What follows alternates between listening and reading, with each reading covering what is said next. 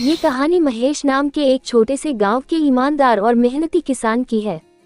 महेश का परिवार छोटा था, उसकी पत्नी सुनीता और एक नन्हा बेटा राहुल। गांव के लोगों के लिए महेश हमेशा एक प्रेरणा का स्रोत था, क्योंकि वह हर दिन सूरज उगने से पहले ही उठकर खेतों में मेहनत करता था। उसके पास ज्यादा साधन नहीं थे, लेकिन उसकी मेहनत और दिलेरी ने उसे गांव के बाकी किसानों से अलग बना दिया था। एक दिन जब महेश अपने खेत में काम कर रहा था, उसने देखा कि उसकी फसलों में अचानक तेजी से वृद्धि हो रही है। ये देख वह चौंक गया। फिर उसने सोचा कि शायद यह उसकी कड़ी मेहनत का फल है। मगर धीरे धीरे चीजें और भी अजीब होने लगी। उसकी सब्जियां और फल बाकी किसानों से दोगुने आकार के हो गए और महेश का खेत पूरे गांव में चर्चा का विषय बन गया। किसी को भी नहीं पता था कि महेश के खेत में ऐसा चमत्कार क्यों हो रहा है। महेश भी सोच में पड़ गया, लेकिन उसने इसे भगवान की कृपा मानकर और मेहनत करना जारी रखा। लेकिन कहानी में मोड़ तब आया जब एक रात महेश ने अपने खेत के बीचों बीच एक अजीब सी रोशनी देखी। वह धीरे धीरे खेत के पास गया और देखा कि एक बूढ़ा साधु वहां बैठा हुआ था। साधु ने बताया, महेश, तुम्हारी मेहनत ने मुझे यहाँ खींच लाया है।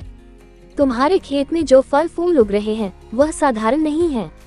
ये तुम्हारी ईमानदारी और निष्ठा का प्रतिफल है। साधु ने महेश से कहा कि ये फल और सब्जियां जादुई हैं और अगर वह इन्हें बेचता रहेगा तो उसकी जिंदगी में कभी भी पैसों की कमी नहीं होगी।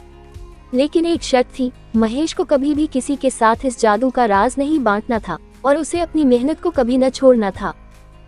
जल्दी ही उसने शहर जाकर अपनी सब्जियां और फल बेचना शुरू कर दिया और उनकी कीमत बाकी सब्जियों से कहीं ज्यादा मिलने लगी।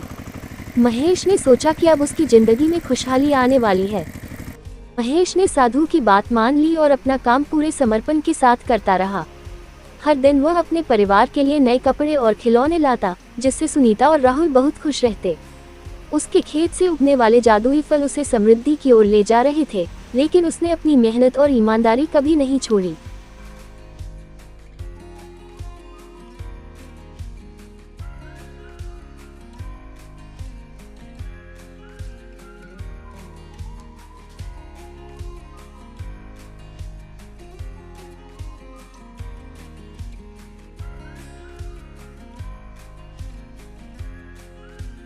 कहानी का अंत ये बताता है कि जब हम ईमानदारी से मेहनत करते हैं तो जादू जैसी चीजें भी हमारी जिंदगी में घटित हो सकती हैं।